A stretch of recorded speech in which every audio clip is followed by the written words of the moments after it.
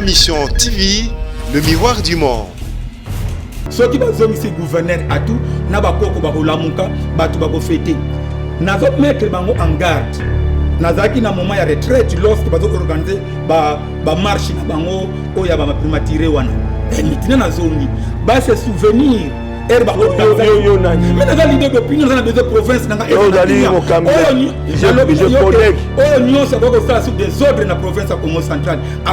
connais que dans la Makassi, dans feu Kondo, dans la violence. Ce qui va se mis départ, il y a gouverneur à tout peut-être un problème de conscience. Mon frère, et dans le péage, au Basala, Loufouillema, partout, basé sur enveloppe salariale na bangote. Ata Bible lobi moi c'est que quoi pensa ka oya zanango lorsque bino abazo ko kopisa enveloppe salaire na binoté Jean-Marie go futa bino comment on a le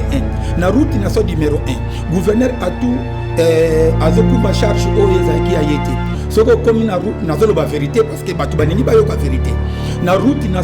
ya kalakala nzela wana etonga maki na era gouverneur fait fuka unzola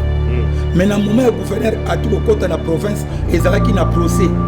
que bafuta ki mbongo wana nyonso te na entreprise batonga ki nzela wana lorsque gouverneur atu aye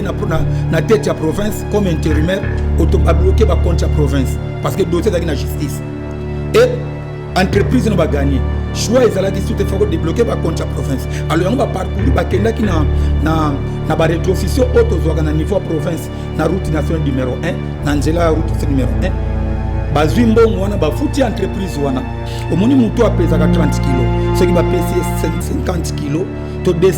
sacs à ciment tambola kotambola malamu te do province a bloqué parce que mutu bapesi intérimaire aza na pour diriger province à Congo central te lorsque babomi batu na butu na tongo ni conseil de sécurité et amatina Kinshasa ayo sanina parce que province kuna babomi batu mibale na semaine moko c'est grave mais lorsque sans un associé à la population il faut organiser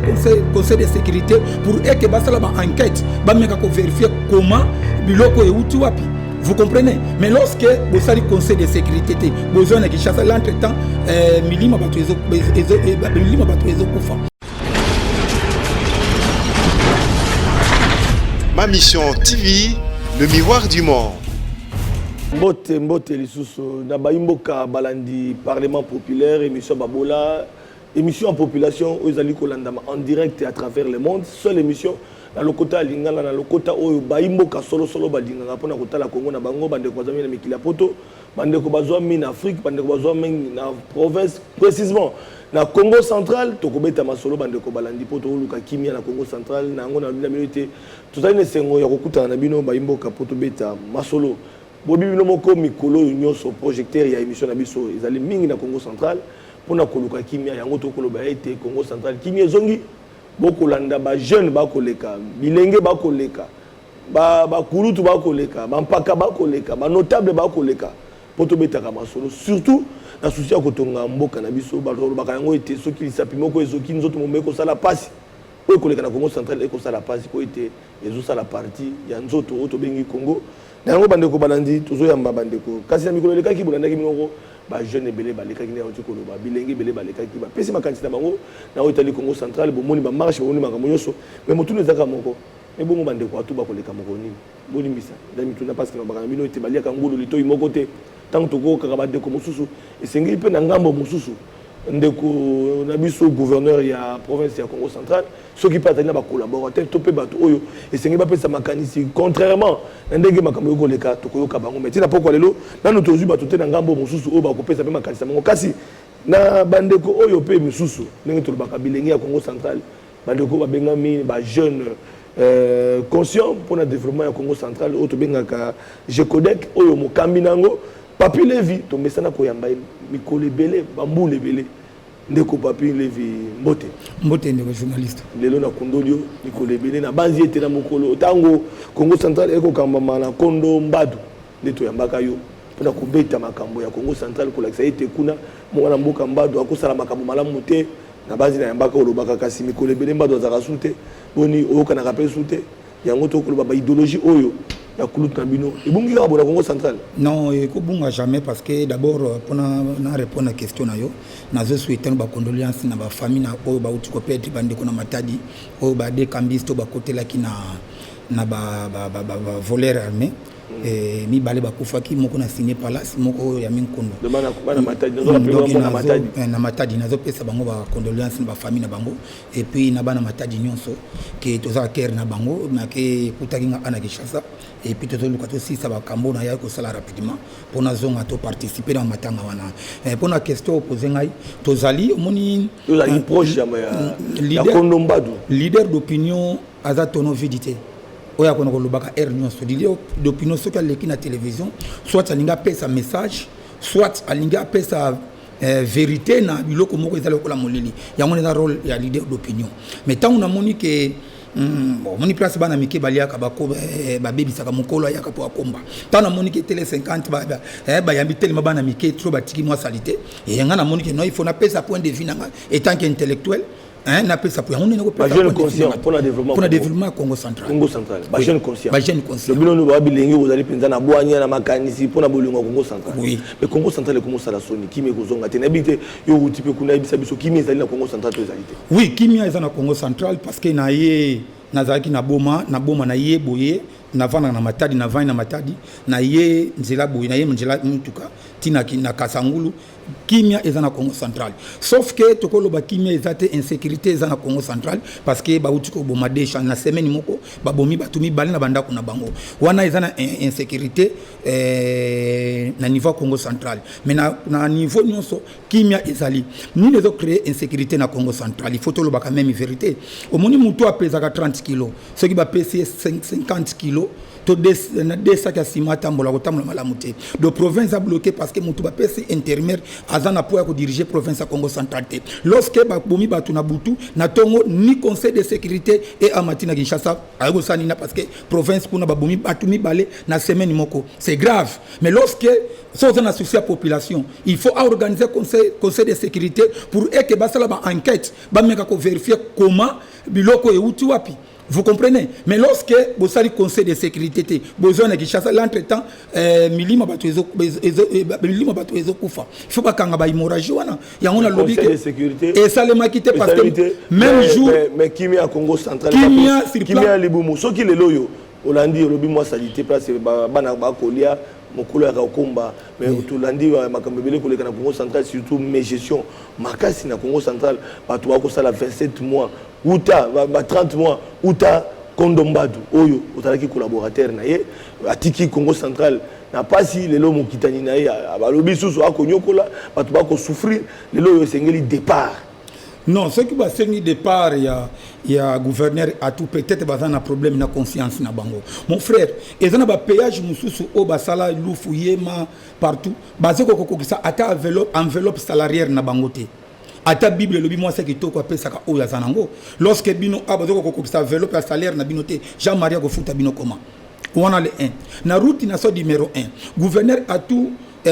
azokumba charge o ezaki ayete soko komi na route na zolo ba vérité parce que batu baningi bayoka vérité na route ya kalakala nzela wana etonga maki na era gouverneur fait fuka unzola mais na moment ya gouverneur atuko kota na province ezalaki na procès ke bafuta kimbongo wana nyonso te na entreprise batonga ki nzela wana lorsque gouverneur atu aye na tête ya province comme intérimaire automba bloquer ba compte ya province parce que dossier zaki na justice et entreprise n'a pas gagné. Choix ezala qui tout faut débloquer ba compte province. Alors on va parcourir ba kenda ki na ba rétrocession auto zo na niveau province na route nationale numéro 1 na nzela route numéro 1 ba zwimbo wana ba futi entreprise wana et yango ndezo créer ba un paiement est dans la province à Congo central pour na tour à gouverneur à tout mais na moment au sein des autres ezala na mona ki ministre à TPI à mataki na Kinshasa pour parler ba meka muto ko revoir contrat wana pour na ba faciliter que ba gens ba ndoko salaire na bango au moins leader d'opinion il faut comme na source ozoa vraie information pour au le canal télévision parce que ce qu'on presse information comme la monter c'est que ça leader d'opinion alors mais je comprends nani yemo ko de combat do akolobate azana ba communicateur te to comprendre te bilenge ba koleka ka bazolo ba kama mbeko koleka na Congo central likambo eleka ki ya Sony o lelo Congo central komi ko ka Sony e komi ko ki s'appelle ba Congo Sony lokola yo e bisangai bato akolobate bakolekate pe pona ko démentir to pe pona ko pesa mais information mais sengeli ba leader d'opinion mususu lokola bino ba mususu ba lekaka pona ko pesa ka makanisi o Italie Congo central bino boko mona yango ndenge. Non, d'abord il faut to yeba keza makamba soni un vrai mo Congo lokola ngana ko sala débat mingi te na télévision parce que ce que loko zo yo soni yo pourquoi zo ko lobela ngaka mais ceux qui gouverneur a tout à garder silence parce que Bible lobby garder silence ngamo ko nzambe na ko bundela yo wana le 1 le 2 il a compris que Kouana eza et Outina Kinshasa et pour déstabiliser province à Congo central. Vous comprenez? Mais lorsque Batu Bazo Loba, mais Bato Bazo financer bango Bato ba pesa ki bango mbongo pour ba lekana ba télévision va continuer ko déstabiliser province à Congo central. Nous sommes des Bakongo. Na Bakongo za na adage moko bakoko batike la biso. O eza ko la patrimoine na biso. O ba bengi kinjonji. Donc ce qui problème ezali boko kene na sanjete bo vandi bo raisonner ensemble. Ce qui boko ki ko sanctionner bango yo ndimi leki no ateke ko costume ko mena justice. Ce qui boko luka bo bongisa parce que za leki na yo. Gouverneur a tout juste le mbaza bande ko na biso. Ce qui est le à part Makambo, nous sommes en biso. Il faut que nous ayons un dialogue. Mais lorsque déjà Bino Bandi Kofinga, pour financer Bino na bateau, candidat gouverneur, se prétendre gouverneur un jour, bateau Bachaki et Likia qui va gouvernement national, lorsque le gouvernement est bimi, comme on bimi, refuge na Congo central. Mon frère. Ce qui est intérêt mon côté quelconque. Pourquoi pas te vendre à ton solo là? Vous comprenez? Parce que Eza Makamesa n'a pas de moko. Eza na sénateur moko batiki ndengwana. Na moni marche moko na province na bangote. Na moni ba notable na bangote, na ba jeune leader ya province na bangote ba leki na télévision pour ba luba makambo wana. Eza ka ye moko te, eza pe na gouverneur moko to tanga na réseaux sociaux. Et à côté na kina makamba on a katia bureau na mais te moni que province na ba notable la province wana na ba jeune leader la province wana ba bombi ngo do barrange entre bango moko pourquoi biso na Congo central to bimisa bolumbu na biso libanda mais alors mais ce que to ko sona excusez-moi ce que to ko sona je préfère to sona na ndako batu bakoyoka makele na biso te que to sona libanda mais ngana kota mingi na makambo na télé ezolo ba mama parce que ba ko ba ki gestion Congo central exact quand même mboka oyo bandaki ko lesa gouvernement na biso na otali recette à budget mais ceux qui le Congo central o azaki moto ya momi bale ba ko wera Katanga mais le Congo central a commis le 26e province na otali contribution na assiette beaucoup monde a été no Congo oui bande ko muso Congo central ba o déplorer ça que to lo ba makambo otali problème privé lobi na yo ke ce qui monte à l'obin d'un c'est archi faux parce que tout ça va taxe moko à niveau province na ba taxe à niveau national. Vous comprenez? La taxe provinciale est gérée par l'entreprise DGRKC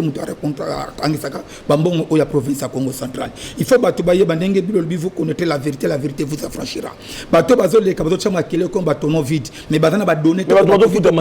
est-ce que c'est là mon frère 30 mois ou dans condomba yo ozalaka na ba libino na ba de boutique héritage à pas Congo central. Na lobby na yo ke eza na province mon côté sibira ka injustice na République démocratique ou eza ko la Congo central. Vous comprenez? Le rétrocession pétrole à Mwanda. Congo central a bénéficié à combien? Combien va rétrocéder dans la province de Congo central? Pour le courant à Inga, Congo central a combien? Pour la route nationale, tout est long, il y a route nationale numéro 1 et dans la province de Congo central. Combien de millions de salaka par mois? Oyoko Bongisa Banjela, secteur agricole. Oyoko Tinda, le gouverneur a foutu à Bajan. Mbongo est géré dans les Chinois et est géré dans Kinshasa. Vous comprenez? Et ça, c'est ce que déploré. Quand le gouverneur a tout aillé dans la province de Congo central, il a coûté plus de 16 milliards. De nyongo ba nyongo ezaki na ba banque ba nyongo nezaka gouverneur mbadu atika ki yangote eza ba nyongo ba gouverneur bazo kumisa ba gérant malamu avant mbadu donc bino tango yaka to futi ndambu na mbadu parce que yo travailler na mbadu oui to banda ko futa ndambu vous comprenez pas y a continuer to zo futa ka ndambu parce que ba oba gérant ba yebi na matade mona ka niesi na sala na OCC mais les 30 futa masu na gouvernorat au comprendre ba bengo ba mauvais ba bon gestionnaire nazo regretter un mauvais gestionnaire au batiki province oui oui batiki province le boulot tant que gouverneur a tout aillé il faut te yebake pour développer province ba collaborer na ba banque donc faut ça la montage financier besoin crédit pour réaliser projet moko ko za intérêt province a intérêt population gouverneur mbadu ayeko zo crédit pour na kosoma biloko à stade Lumumba le leso to na stade Lumumba na ba siège na ba moquette tout ezanga à stade Lumumba déjà to zo ki $2,500,000 na robank lorsque gouverneur mbadu nga lancé ba pa yo moko bi nature trahir biso ayeko tika biso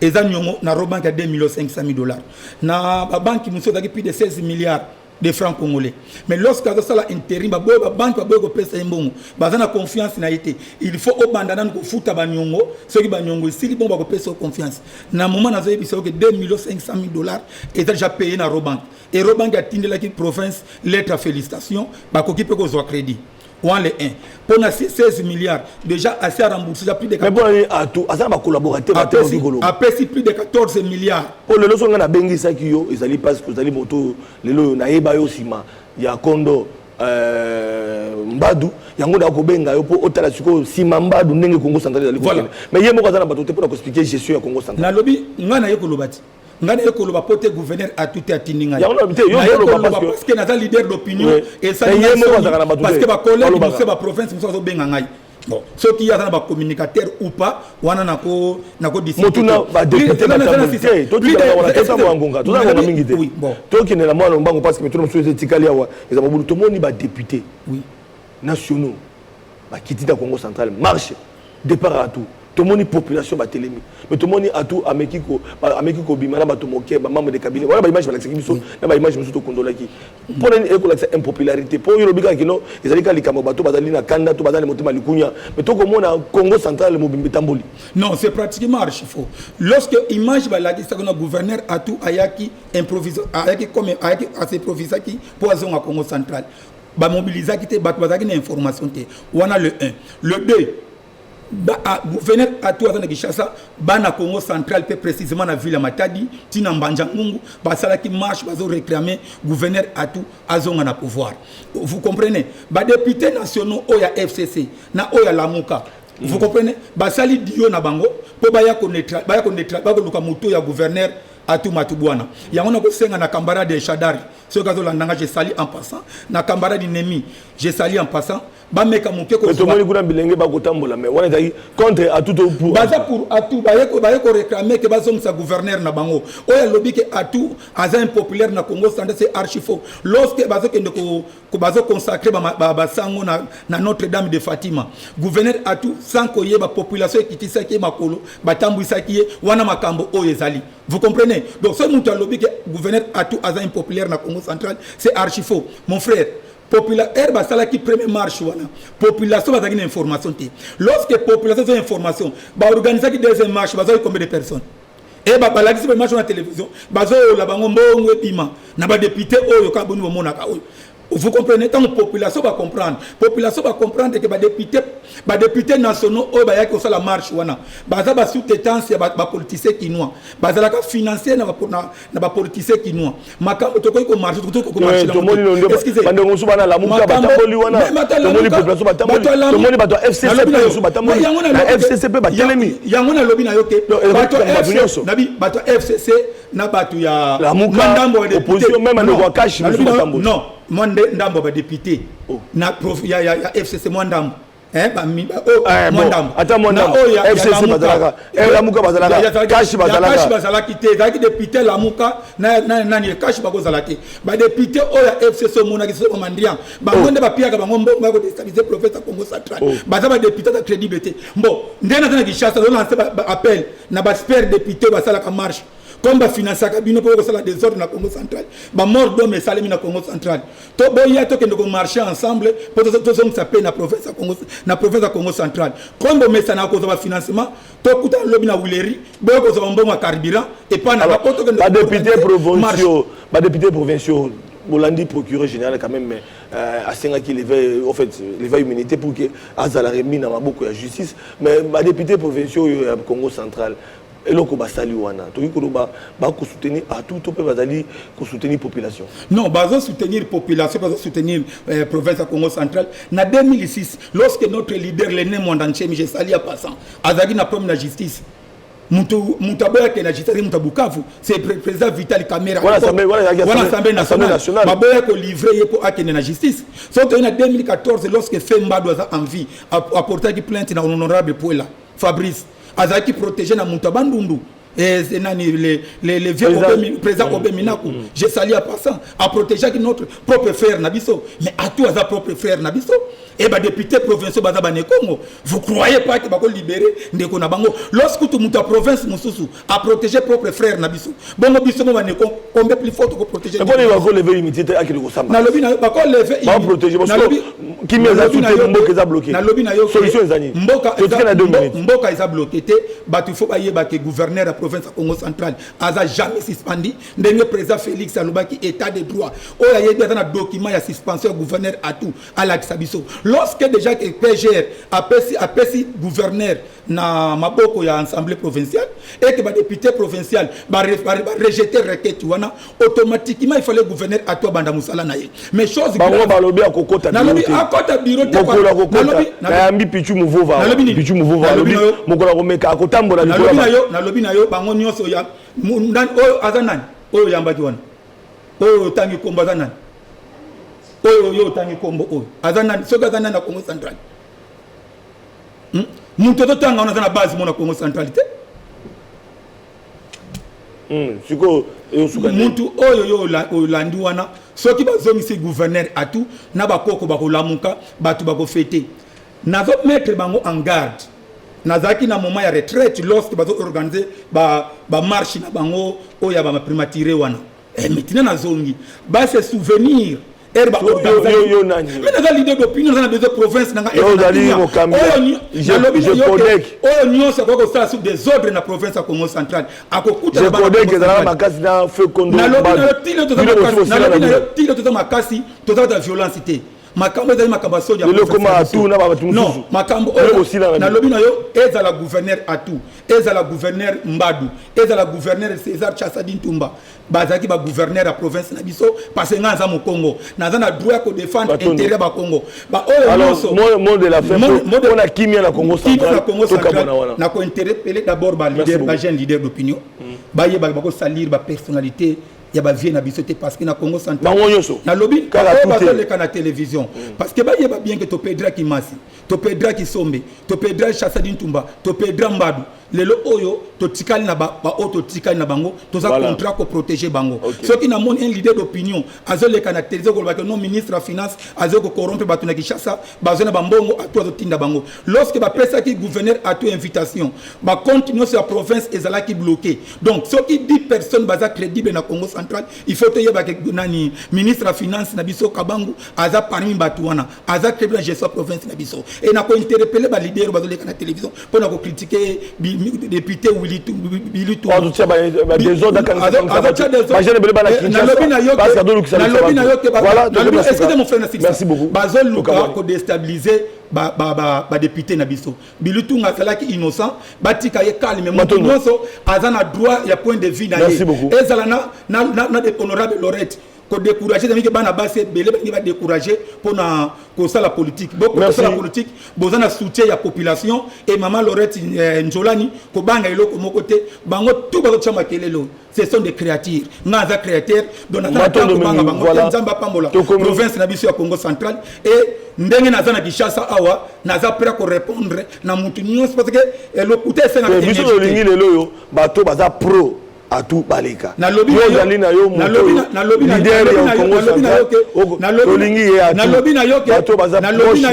lorsque gouverneur a tout na ba député provinciaux ngai na ko continuer ko défendre ye ko luka mutu mususu te ngap na za débat contradictoire mais c'est le débat contradictoire merci beaucoup merci beaucoup voilà Pichu Muvova olobaki au débat contradictoire l'idée d'opinion mususu azali ni mutu ya atu ni mutu ya bato ya tane mutu bandana mbado lobiki no mais pour état du Congo central à Koloba donc ceux qui ndeko Pichu Muvova kaka la plateau lobaki ceux qui mutamo ayawa to ça débat contradictoire mutamo na bande ko bala ndoko mina suka tolingi kimia na Congo central tolingi kimia kuna pour été Congo central to bakango soki lisapimo ko ezoki nzoto mumbe ko sala pasi yango to ko landela voilà bande ko balandi to kutani lobby na invité mususu na masola sika matondo mingi na mona mboka papile vi o atali mokambi ya G-Codec o bengami bongo jeune congolais conscient pour le développement du Congo central matondo mingi merci voilà to kabone